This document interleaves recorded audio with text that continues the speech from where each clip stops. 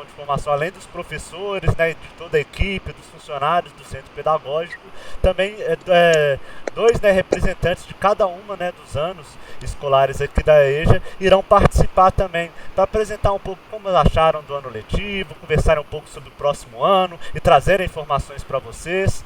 Então a gente teria que ver se teriam estudantes aqui dessa turma que se disponibilizaria a participar amanhã desse encontro. Será das 6 horas da tarde até as 20 horas da noite. Então de 18 às 20, né? Aí para representar a turma de vocês, ir lá conversar um pouquinho, aí para justamente repassar, né, os informes assim todos para vocês. Ocorreu uma finalização do ano letivo. Alguém toparia participar? Eu não posso, representante da turma, não? Oi? Quem que vai representar a turma? O professor, eu não posso, eu trabalho no salão, amanhã eu fico até mais tarde. Ok. Como é que é, Maria Gorete? Eu acho que nós não temos um representante, né? Tem o representante, não tem? Não é o Paulo, não? Não, o Paulo foi da última vez, né? Mas ele não é bem o representante da turma. Eu não sei se o Paulo toparia, né, de participar amanhã novamente, né? Caso não consiga dois, somente... Léo. Boa noite, Miralva. Se não tiverem dois, né? Se tiver apenas um, não tem problema. Ninguém aí se disponibilizaria, não? Aí qualquer coisa a gente manda uma mensagem lá no grupo, reforçando amanhã, pra ver se alguém anima. Ninguém? Então tá tudo bem, depois a gente vê isso daí. Também não vou gastar mais tempo de aula não. Então vamos lá, pessoal. Última aulinha do ano. Bora finalizar o nosso conteúdo então. A gente já perdeu bastantes minutos hoje, né? Por conta do atraso da Isa, né? O que não tem problema, vamos tentar só agilizar as coisas. Como vocês sabem, né? Eu falo rápido, vou tentar falar hoje então um pouquinho mais rápido para a alegria de todos aqui. Então vamos lá para a nossa aula. Na última aula, né, nós começamos a falar um pouco sobre a viagem de Darwin, né? O navio Beagle, né? Por toda a América do Sul, entre outros países assim também. E nós vimos, né, que o Darwin, durante essa expedição, teve um interesse totalmente diferente dos outros, né, que o acompanhavam, né, durante essa viagem. O Darwin, né, ele estava ali para coletar espécies de plantas e animais assim, tanto novos assim que não eram catalogados, como espécies, né, de seres vivos que já eram catalogados, mas que eram de regiões diferentes, né, da que ele se encontrava. Então, né, durante toda a expedição pelo Beagle, o Darwin, né, observou plantas e animais das regiões, né, no qual ele ia indo pela terra, né, ele então descia, né, do Beagle, ia lá em determinada região, nos Andes, no Chile, até mesmo aqui no Brasil, na Amazônia, ia lá então e coletava algumas espécies assim de plantas e de animais, para poder então estudar e também fazer algumas reflexões acerca de características de seres vivos de uma determinada região, se eles eram iguais ou diferentes características de seres vivos de outras regiões, comparava climas, como eu disse para vocês, então climas temperados na América do Sul e climas temperados na Europa, se as espécies que estavam ali eram semelhantes ou se eram diferentes. Então esse slide aqui foi o último que a gente leu aqui. Darwin observou que as plantas e animais de regiões temperadas da América do Sul eram mais parecidas com as espécies do mesmo continente, que vivem nos trópicos, do que com espécies de regiões temperadas da Europa. Além disso, os fósseis que ele encontrou, embora diferentes das espécies existentes, eram caracteristicamente sul-americanos, parecidos com as espécies existentes no continente. Então isso daí foi uma descoberta bastante interessante, porque ele viu que as espécies que estavam num mesmo continente, mas que eram de climas diferentes, elas eram mais parecidas entre si do que as espécies de climas semelhantes, mas que eram de continentes diferentes. E ele percebeu isso a mesma coisa com os fósseis que ele foi encontrando. Os fósseis ali também apresentavam características dos animais que estavam ali no continente sul-americano. E eram bem mais diferentes assim, do que aquelas espécies de fósseis que ele coletava na Europa. Além disso, além de coletar, né, espécies de outros seres vivos, o Darwin dedicou muito tempo da sua viagem pensando sobre geologia, sobre as características assim, de relevo, das rochas e tudo mais, das regiões do qual ele estudava, né? Então, ele pôde observar que, de perto, né, mudanças geológicas ao presenciar um terremoto na costa do Chile. Então, ao presenciar um terremoto, ele observou que as rochas, né, ao longo de toda a costa tinham sido movidos para vários metros acima. E, a partir disso, ele foi em outras regiões, por exemplo, as regiões dos Andes, e encontrou fósseis ali, e fósseis marinhos. Então, Darwin começou a pensar assim, ocorreu um terremoto ali, e as rochas, né, foram movidas para vários metros acima. E eu estou aqui nos Andes, no alto de uma montanha, e eu estou encontrando fósseis de organismos marinhos. Ora, então, essas rochas aqui, provavelmente, foram movidas vários metros acima, muito semelhante como aquelas outras do terremoto do Chile. Então, por isso que nós estamos encontrando fósseis de animais marinhos aqui. Porque eles passaram pelo processo similar àquele que ele presenciou anteriormente. E isso daí, então, não apoia aquela visão que a gente tinha anteriormente de uma Terra estática, né? E que tinha apenas alguns milhares de anos. Ou seja, a Terra ela se modificava ao longo do tempo. E para, por exemplo, a gente formar uma cadeia de montanha como, por exemplo, os Andes, que tem vários metros, isso então levaria alguns milhares de anos. Então não tem como a Terra ter poucos anos. Ela teria que ter bem mais anos do que se estipulava anteriormente.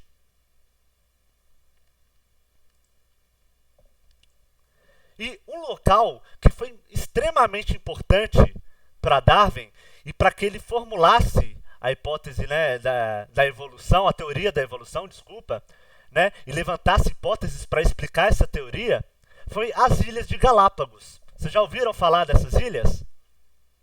São ilhas assim que se encontram bem ao oeste da América do Sul. Então, se a gente olhar aqui bem na figura, tem ali uma setinha vermelha e um grãozinho de feijão ali verde, bem pequenininho ali, do lado da América do Sul. Ali tinham várias ilhas, que são as Ilhas de Galápagos. E ao Darwin, né, ao chegar, né, nessas ilhas, ele ficou fascinado pelos estranhos organismos que habitavam as ilhas. Muitos pássaros que ele coletou, né, apresentavam vários tipos de tordos, assim, e embora semelhantes entre si, eles pareciam pertencer a espécies diferentes. Alguns eram endêmicos, né, pássaros daquela ilha mesmo, e outros eram também encontrados em outras ilhas. Então, algumas espécies eram extremamente restritas àquelas ilhas, mas outras espécies que eram encontradas ali também podiam ser encontradas em algumas ilhas ali perto umas das outras, ilhas adjacentes. Um exemplo bastante famoso de algum animal que ele encontrou foi essa tartaruga gigante aqui, que é chamada, né, de tartaruga gigante de Galápagos, ou se não, tartaruga de Darwin, que foi uma tartaruga assim, que fascinou bastante Darwin assim, pelo seu tamanho, né, e com a sua diferença das outras espécies de tartaruga que ele havia tido contato anteriormente. Então, embora os animais de Galápagos fossem parecidos com algumas espécies existentes no continente sul-americano, a maioria não tinha sido registrado em nenhum lugar do mundo. Então, isso foi outra coisa que chamou bastante a atenção de Darwin.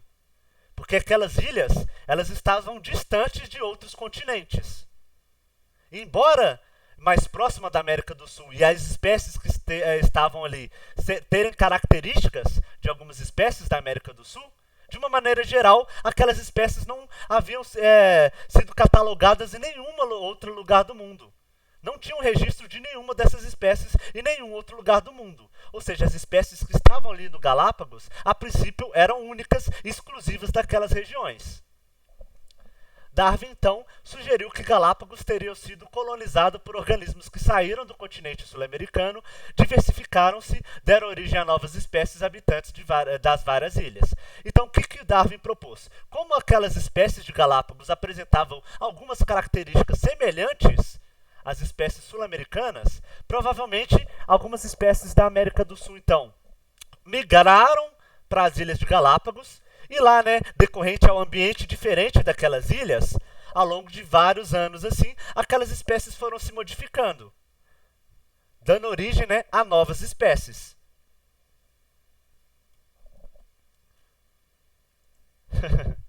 Mas hoje nós temos muitos slides, pessoal, e a gente perdeu já 15 minutos. Hoje não tem como eu falar devagar.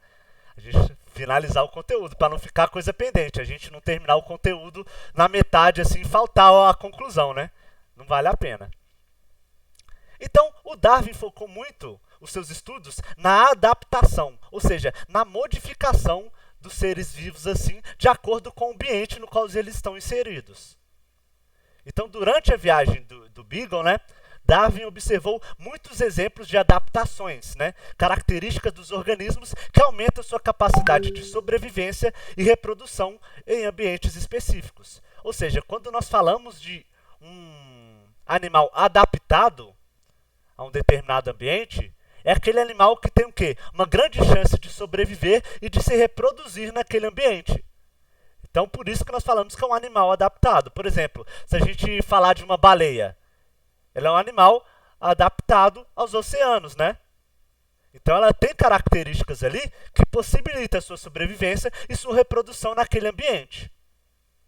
Nós não somos seres adaptados ao ambiente marinho.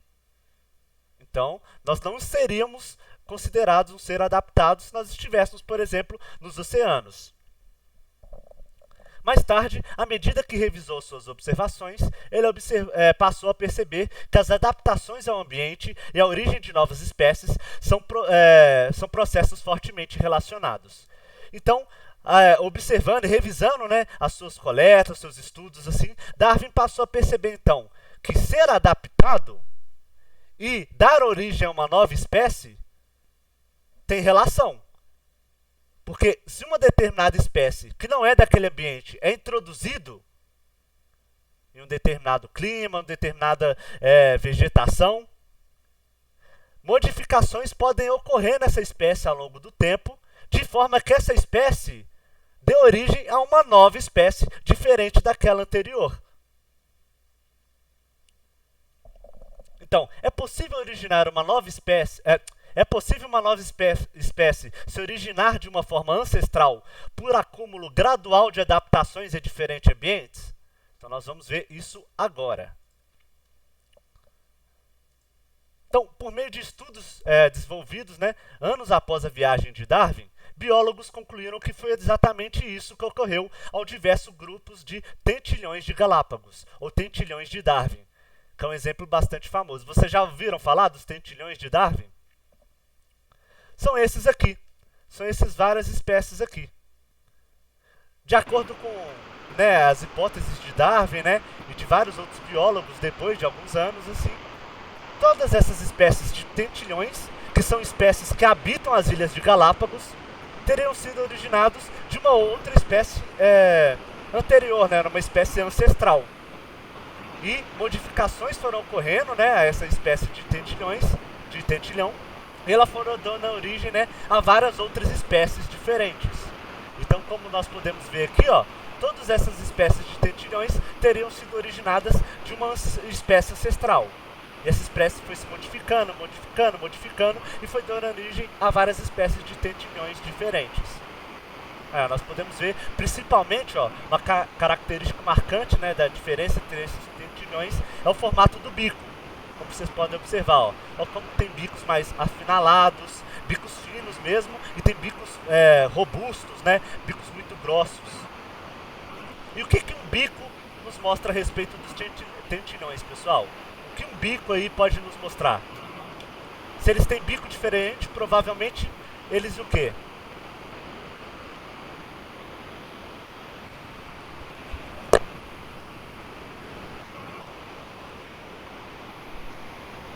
Para que serve um bico de um pássaro? Para ele alimentar. Para ele alimentar. Se ele apresenta um bico diferente de uma outra espécie também de tentilhão, provavelmente ele tem o quê? Maior possibilidade de alimentar. Dependendo, né, Dependendo do alimento dele, daquela determinada parte ou determinada ilha, né?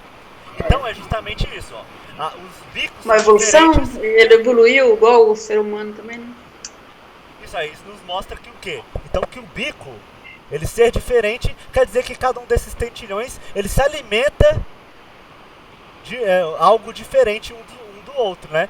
Você não tem um bico robusto para se alimentar de determinada coisa, do mesmo jeito que que um determinado tentilhão tem um bico fino e se alimenta também daquilo. Não. Um tentilhão de um bico fino vai se alimentar de algo e aquele com bico mais robusto tem um outro tipo de alimentação. E vai também da região onde ele sobrevive, correto? Exatamente. As ilhas de Galápagos são diferentes umas das outras. Então, a disponibilidade de alimento de uma ilha não é a mesma de uma outra. Então, por isso tem essa modificação. Porque o alimento disponível em uma não vai ser o mesmo em outra. Então, o bico de um determinado tentilhão acabou se modificando ao longo do tempo e se tornando diferente, né, das espécies das outras ilhas. E o que você me fala do bico do tucano? O bico do tucano também foi um processo adaptativo, provavelmente, de acordo com a alimentação dele. Se vocês me falam aí, o que um tucano se alimenta, pessoal? O que vocês falariam aí? Sementes. Duas vezes que eu vi o tucano alimentando foi de um outro pássaro. De um outro pássaro? Isso. E além eu de tirei semente. a foto. Tá. Eu consegui tirar a foto dele. A Graça falou de sementes. Tá, alguém aí tem algum outro? Outra eu coisa? Consegui tirar a foto. Inseto? Tem insetos também. Ovos de vários animais. Ovos e frutas também. Isso. Então, na verdade, o bico do tucano, assim, ele meio que... Não ele possibilita que este animal se alimenta de diversos alimentos, assim, no ambiente no qual ele se encontra. Desde frutas, assim, né, frutas carnudas, assim, desde outras coisas como insetos, ovos. Eu nunca vi o tucano se alimentando de outro pássaro. Você disse que tem até foto, pode ser um caso bem específico assim, que eu nunca nem vi, nem fiquei sabendo. Eu vou mandar a foto para você. Ok, eu até gosto de ver isso mesmo. Eu gostaria de ver, seria ótimo. Ok. Então aí, ó, como nós temos aqui o exemplo, ó, a gente comparou o bico dos tentilhões com ferramentas. E olha como que realmente cada um desses bicos se parecem com essas ferramentas aqui. E ó, bico grande e forte que esmaga sementes grandes e duras. Ou seja, aquele bico robusto, grande e forte, consegue então triturar e esmagar sementes grandes e duras. Já esse outro aqui, esse segundo, aqui ó, bico grande e afiado que agarra e corta insetos. Ou seja, a alimentação desse tentilhão já é diferente do primeiro. Já não é mais sementes, já são insetos. O terceiro, um bico curto e fino que apanha insetos das fendas no solo. Ou seja, o bico, para ele conseguir entrar nas fendas do solo e se alimentar dos insetos ali, ele tem essa característica, né, mais fina e curto também. Bico pequeno e forte que parte sementes. Então esse daqui já é também se alimentar de sementes. Só que em vez de esmagar as sementes, ele corta as sementes assim para poder se alimentar. Já o outro, bico grande e fino que tira néctar das flores, né? Então já é um bico aí utilizado para uma característica totalmente diferente dos outros. Esse daí então se alimenta do néctar das flores. É o caso do beija-flor, né? O caso do beija-flor. O do beija-flor é ainda mais específico, né? Que o do beija-flor, ele se alimenta, né, do néctar de algumas plantas. E essas plantas, assim, o néctar não está bem... como é que eu posso dizer? Bem na parte inicial da flor, né? Ele tem que ir lá no fundo, assim. Então, por isso que ele tem aquele formato de bico bem alongado e bem fino. Que ele retira o néctar, né, de regiões bem interiores, assim, das flores.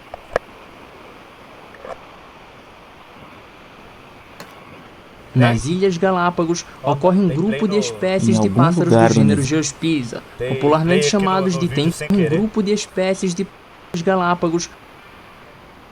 Ok. Tava dando play no vídeo aqui antes da hora.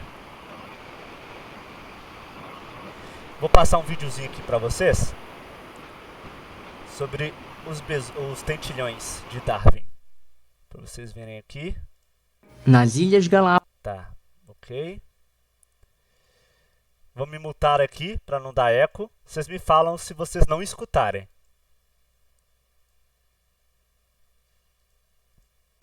Ocorre um grupo de espécies de pássaros do gênero Geospiza, popularmente chamados de tentilhões. Essas aves foram importantes para que Charles Darwin pudesse desenvolver sua teoria acerca da evolução das espécies e por isso ficaram conhecidas como tentilhões de Darwin.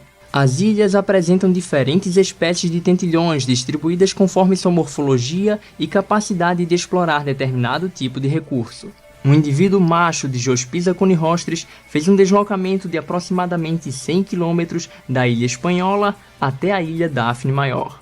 Em Daphne, ele acasalou com uma fêmea de outra espécie, Geospiza fortis.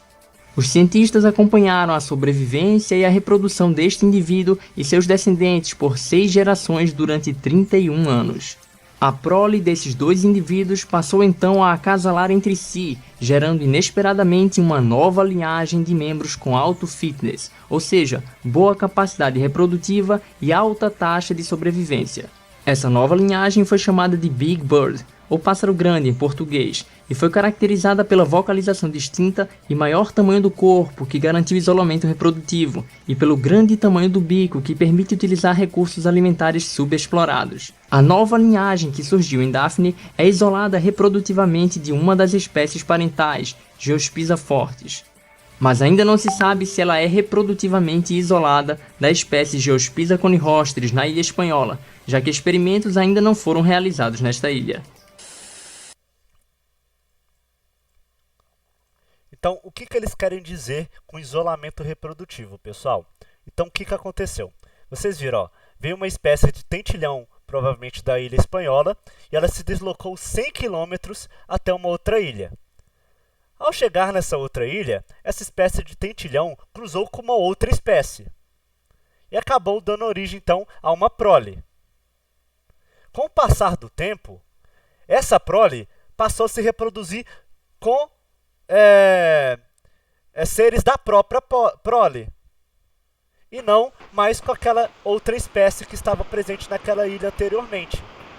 E ao longo de várias linhagens, essa espécie foi se modificando um pouco, adquirindo um porte maior, entre outras características. O que acabou ocasionando a essa espécie um isolamento reprodutivo. O que quer dizer isolamento reprodutivo?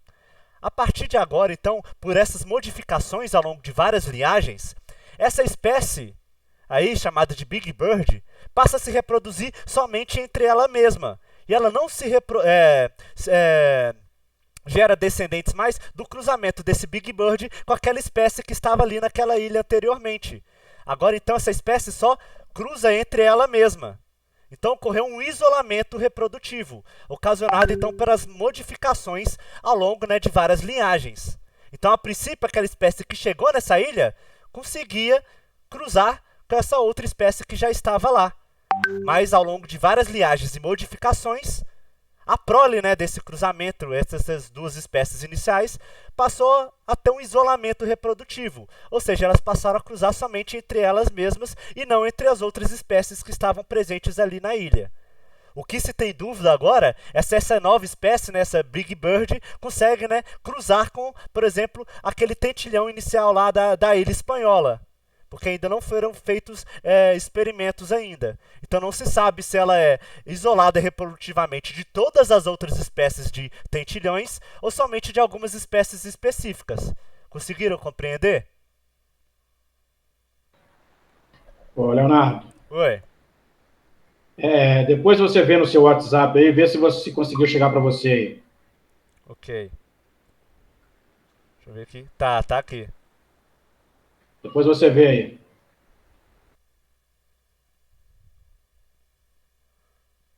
Ó, que legal. Realmente. Eu acho que ele foi no ninho de pombo. Ele foi no ninho de pombo que tem aqui no telhado da igreja. Uhum. E porque ele fica muito no telhado da igreja aqui. Foi lá no ninho, deve ter pego esse filhote e estava em cima do poste aqui. Entendeu? Eu consegui tirar foto. Às vezes isso daí, Paulo, na verdade é porque é o recurso que ele tem, a disponibilidade de alimento que ele tem ali naquele momento. Às vezes não tem, né, algum alimento disponível para ele ali naquela região, então ele vai e passa a se alimentar então de algo que não é habitual dele, né, para poder sobreviver. E teve uma vez, pode falar. Teve uma vez também que ele tinha um monte de inseto no poste, saindo, estava chovendo, e ele estava no poste também, pegando os insetos, e a gente ouvia pelo barulho do bico dele. Aí eu peguei e gravei, filmei bastante, beleza, tirei foto. Inseto já é sabido, né, que tucano se alimenta, né? Mas esse daí provavelmente a disponibilidade de alimento que ele tinha, né? Às vezes ele não, como você falou, ele sempre está ali naquela região. Às vezes, então, ele não se desloca para regiões muito fora dali. Então, às vezes, era aquele alimento que ele tinha ali naquele momento. Então, ele foi lá e se alimentou daquele filhote. Mas não é habitual. Quase todos os dias ele está aqui, perto de casa, aqui na igreja, aqui, no poste, aqui em frente de casa. Então, provavelmente, essa é a explicação. É porque ele não sai muito dessa área ali e é esse o alimento que ele tinha disponível no dia. Então ele teve que se alimentar de algo, então ele acabou se alimentando aí desse filhote aí, mas não é habitual não. Tá. Então beleza. Então, tirou minha dúvida. Ok. Então Darwin entendeu que a explicação para essas adaptações era essencial para a compreensão da evolução. As explicações de como essas adaptações surgiram estão centralizadas no conceito de seleção natural, que é um conceito bastante famoso de Darwin, assim, e que explica muito, né, o processo evolutivo. E o que é seleção natural? Então é um processo no qual indivíduos com certas características herdadas deixam mais descendentes do que indivíduos com outras características.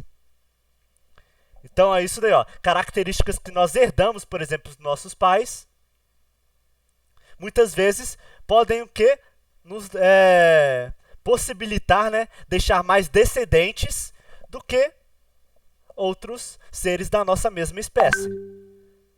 É isso que está querendo dizer. Então, no reino animal, isso é bastante comum. Algumas modificações assim que são herdadas geneticamente podem favorecer a sobrevivência, né, e a reprodução de uma determinada espécie, muito mais do que se tinha anteriormente com as espécies, com as características presentes em outros animais dessa mesma espécie.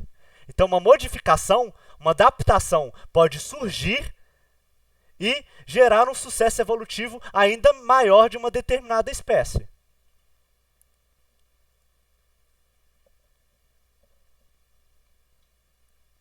Então, no início da década de 1840, Darwin já tinha detalhado os principais aspectos de sua hipótese. Então, aí, ó, 1840, Darwin já tinha detalhado assim os principais aspectos da teoria evolucionista, né, que ele ia propor.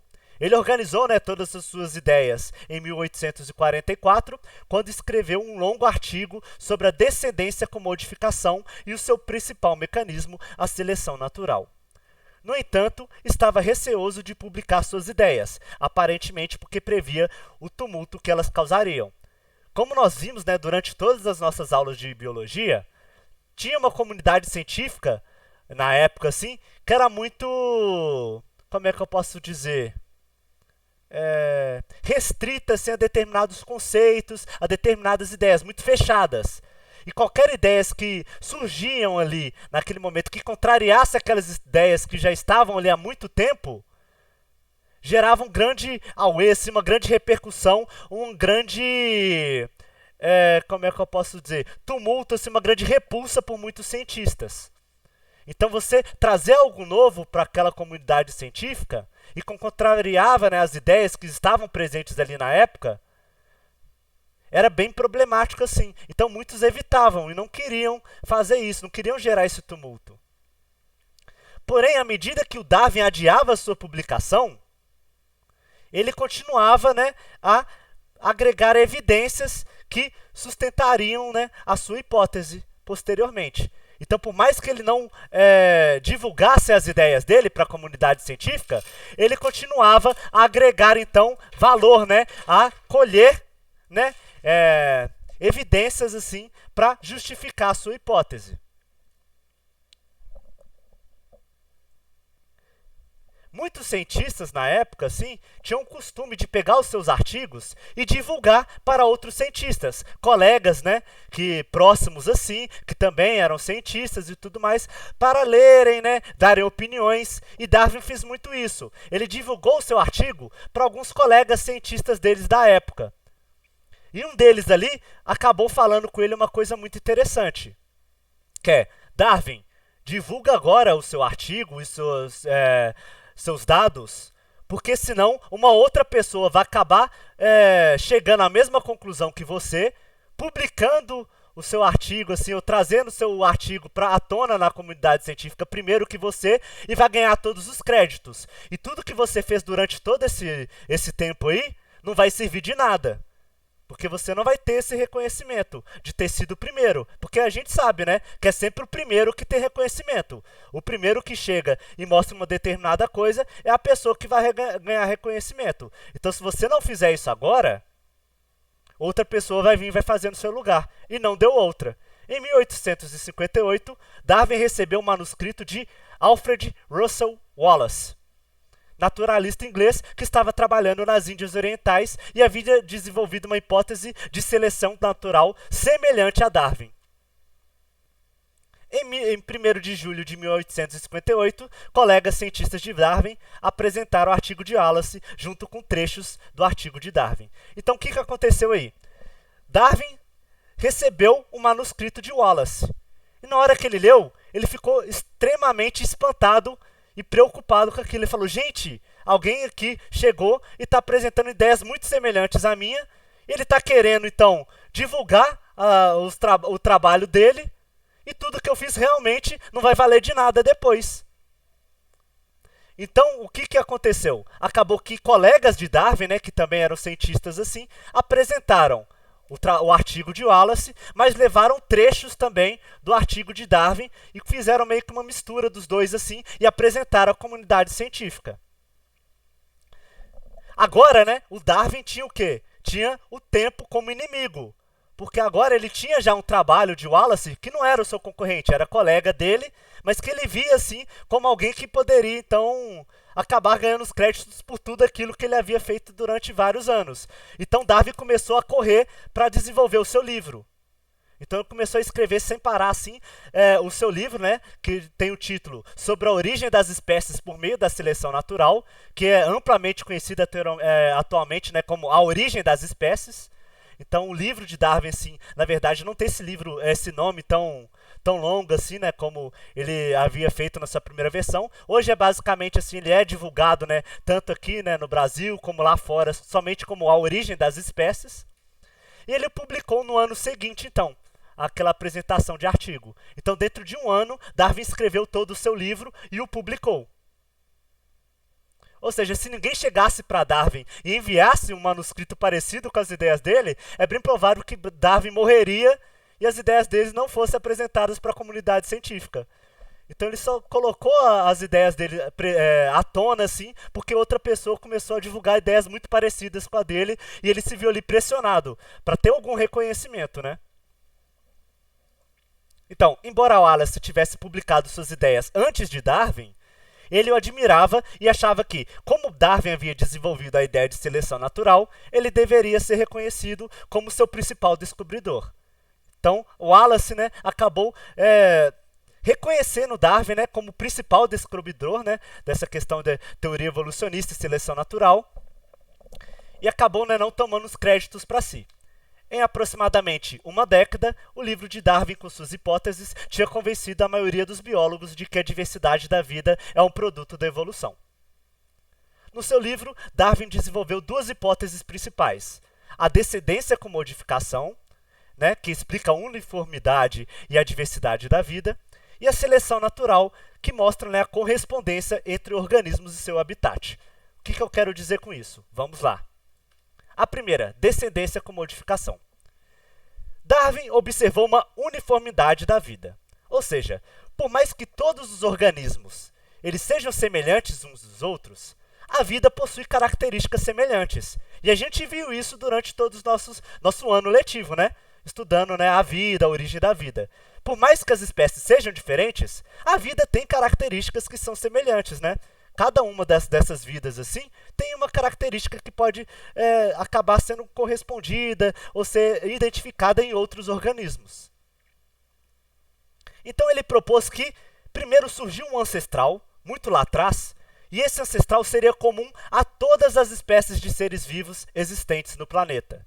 Ou seja, surgiu primeiro um organismo ancestral, e esse organismo ancestral foi se modificando e dando origem assim a várias outras espécies ao longo de milhares de anos.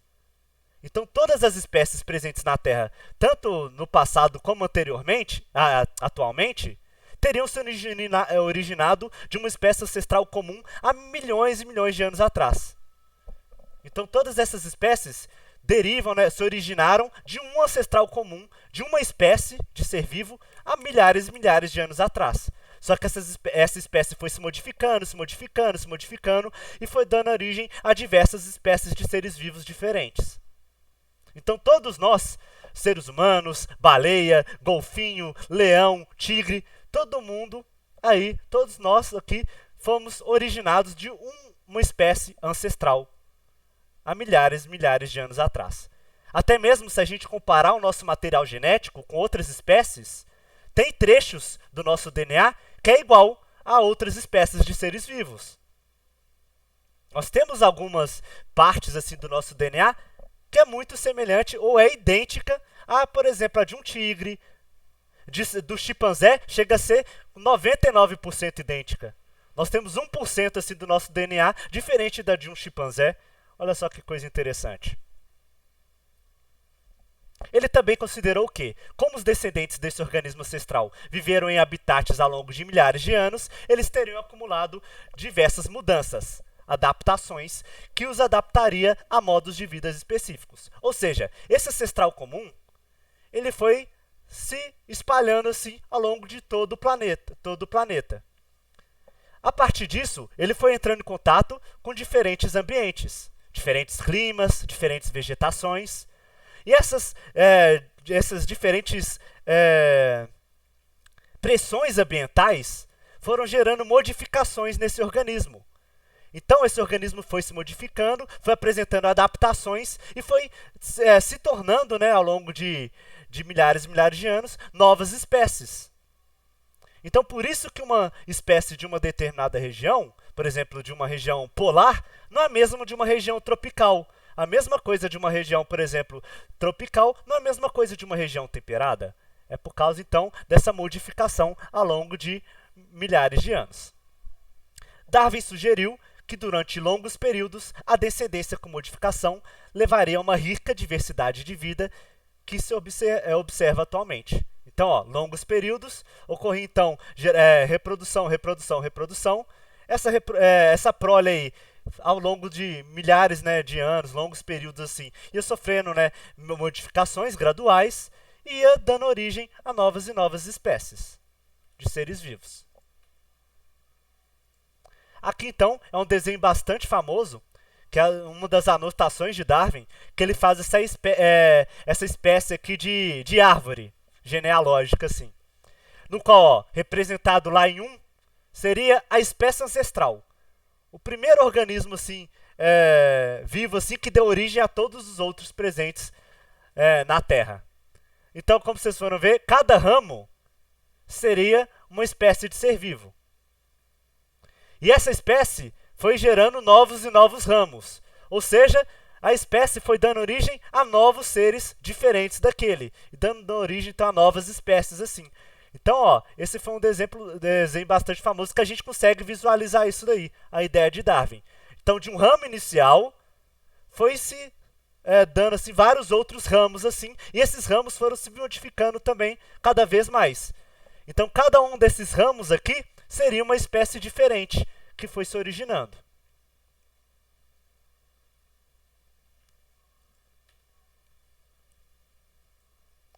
A outra, né, além da descendência por modificação, é a seleção natural. Então, como eu disse para vocês alguns slides anteriores, a seleção natural é um processo em que os indivíduos com certa característica herdada sobrevivem e se reproduzem em uma taxa maior em comparação a outros indivíduos.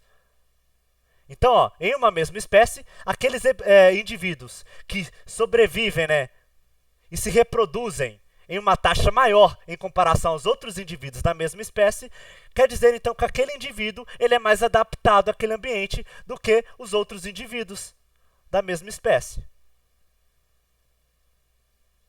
Conseguiram compreender isso?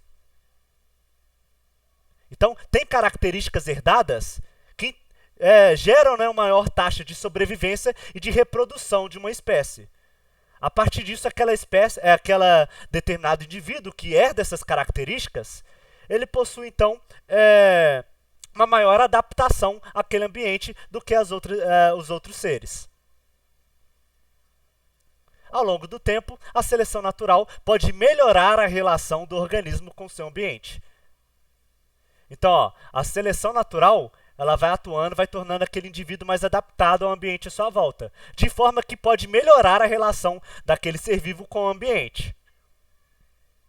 Se o ambiente se modifica, ou se os indivíduos mudam para um novo ambiente, a seleção natural talvez leve à adaptação dos organismos a essas novas condições, dando origem a novas espécies ao longo de todo o processo.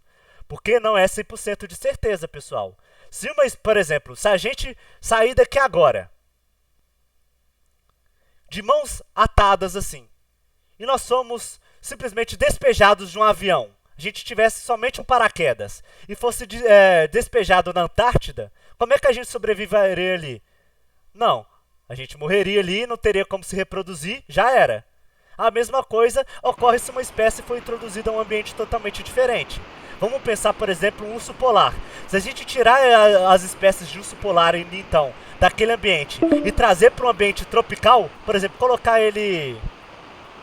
Não, por exemplo, na Amazônia. Se a gente pegar os ursos polares e levarmos todos para a Amazônia, aquele ser vivo ali não vai sobreviver.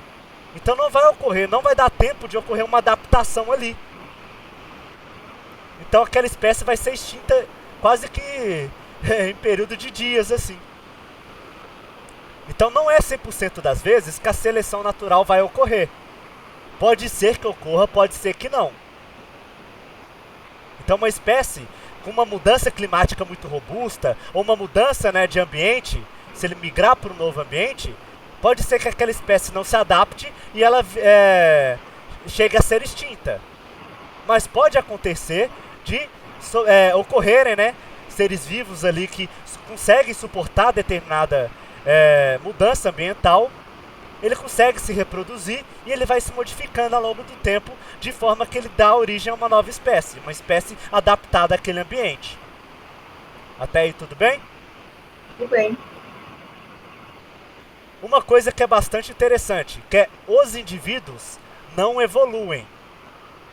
É a população que evolui ao longo do tempo. Isso daí é uma coisa muito importante que vocês têm que pôr na cabeça.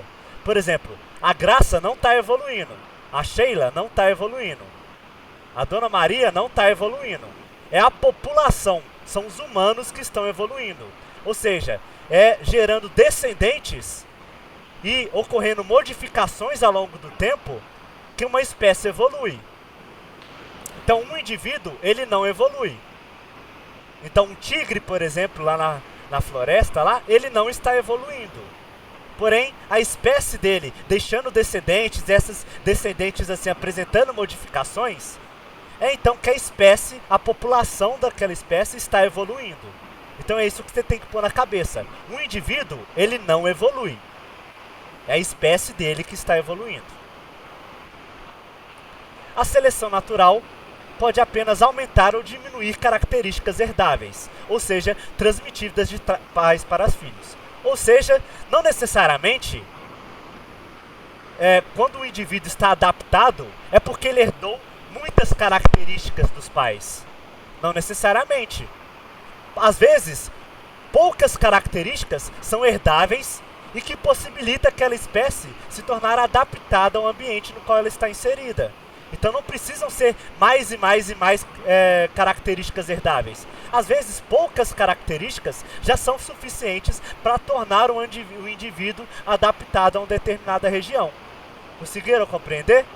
Então não existem quantidades certas de características, não precisam ser muitas. Às vezes, poucas características já são suficientes para tornar um ser vivo adaptado a uma determinada região. Fatores ambientais variam geograficamente ao longo do tempo.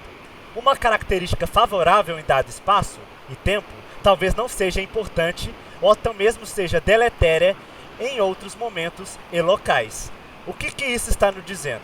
Que uma característica ela é importante para um determinado espaço e tempo, mas talvez ela não vai ser importante daqui a alguns anos, se aquele ambiente se modificar. E muitas vezes essa característica pode mesmo ser uma característica que venha a ser deletéria, ou seja, venha a ser removida daquela espécie.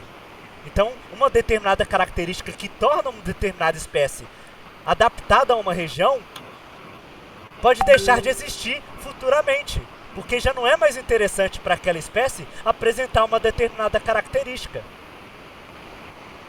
Conseguiram compreender? Então uma espécie é adaptada àquele momento, àquele ambiente.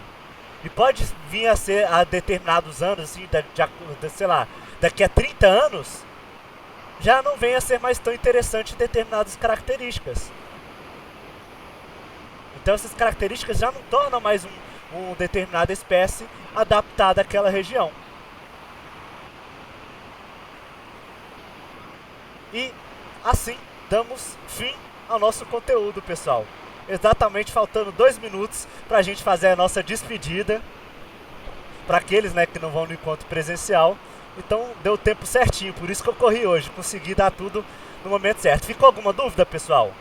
Para vocês tirarem? Ficou realmente tudo certinho? Vocês conseguiram entender o processo adaptativo, as teorias evolucionistas, como que Darwin chegou às suas conclusões? Sim, Ana, tranquilo. Sim, tranquilo. Então, queria agradecer vocês, viu, pessoal, pela companhia aí durante todo esse ano. Para aqueles que não vão conseguir, né, participar daquele encontro presencial na próxima semana. Gostei muito, né, de poder contar com a contribuição de vocês ao longo do ano, assim. Foi muito satisfatório para mim.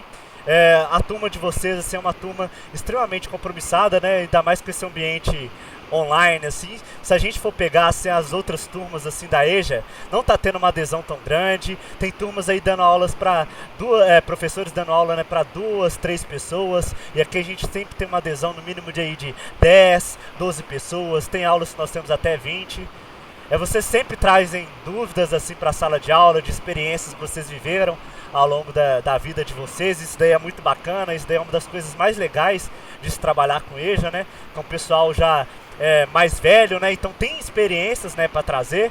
Sejam pessoas de 18 anos, sejam pessoas de 80 anos, sejam pessoas de 70, 90, o que for, vocês têm mais experiência, né, do que os jovens, assim, de 15, de 14 anos, assim. Então vocês têm muito a agregar em nossas aulas.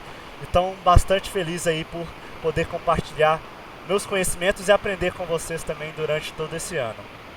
Então, muito obrigado. Qualquer coisa aí que vocês não tenham gostado esse ano aí, vocês podem me falar também, que aí eu vou procurar melhorar para as futuras turmas, né, que eu vou assumir. Então, podem falar também as coisas boas, né, o que vocês gostaram. Eu estou sempre aberto aqui para comentários de vocês, assim. E queria então desejar aí boas férias para vocês descansarem bastante, para voltarem para o 3º ano, não desistirem.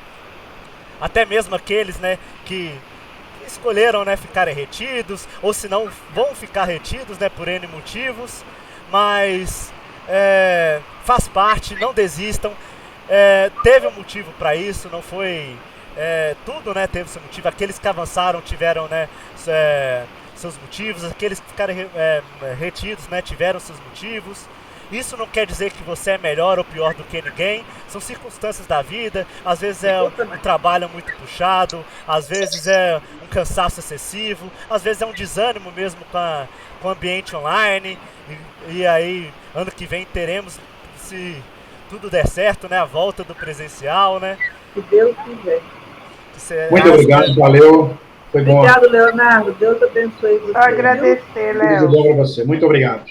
Obrigado a todos vocês aí, então, pelo ano, pessoal. Obrigada, Também Leonardo. só Tá, tem a obrigada, agradecer. Tchau, tchau. Obrigada por eu precisar. Boa noite. Boa Boa noite noite a pra todos. vocês. É dia 15. Ô, Paulo! Ô, Paulo! Oi? Boa noite. Boa noite a todos. Você conseguiu falar com a mãe da Cirlane? Consegui, eu liguei para ela.